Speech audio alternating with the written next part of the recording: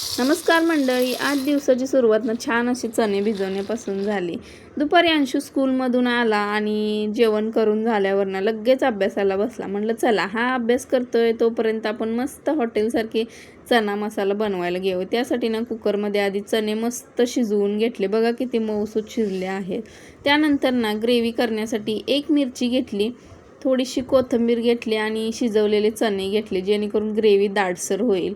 थोडंसं मीठ घातलं, थोडीशी हळद घातली आणि थोडंसं लाल तिखट घातलं आणि हे सगळे जिन्नस मी मिक्सरला छान असे फिरवून घेतले आणि त्यानंतर अशी काही ग्रेव्ही तयार झाली होती.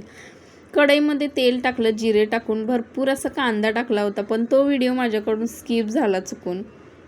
तर कांदा छान असा लालसर भाजल्यावर जी ग्रेव्ही बनवली होती ती टाकली आणि छान टोमॅटोची प्युरीही टाकली.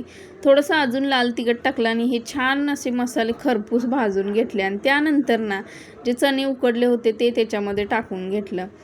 एक 5 मिनटं त्याला असेच झाकून ठेवलं आणि एवढं छान झालं होतं चणा मसाला. थोडीशी कोथिंबीर टाकली आणि घरामध्ये त्याचा वास एवढा दरवळत होता मला तर चैनच पडत नव्हता. असं वाटत होतं की आत्ताच जेवून घ्यावं. त्यातलेच थोडेसे चणे मी काढून ठेवले होते आणि अंशूला असे खायला दिले होते. लहान मुलांना असे उकडलेले चणे वगैरे दिले त्यांच्या आरोग्यासाठी खूप फायद्याचे असते.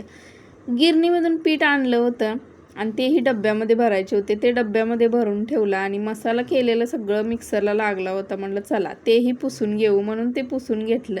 अंशूचं इथे बघा खेळायचं कसं चाललंय आणि त्याचबरोबर अभ्यास पण चालू होता. थोडा अभ्यास थोडं खेळणं असं त्याचं चालू होतं. अभ्यास झाल्यानंतर उद्याची बॅग भरायची होती, तर ती बॅग माझ्या मागे लागला होता की मम्मा बॅग भर म्हणून. ती बॅग भरून ठेवली आणि एवढी गरमी वाढली आहे आता. म्हटलं चला अंशूच्या फॅननं हवा घेऊन त्यानंतर मस्त असं जेवण करून घेतलं.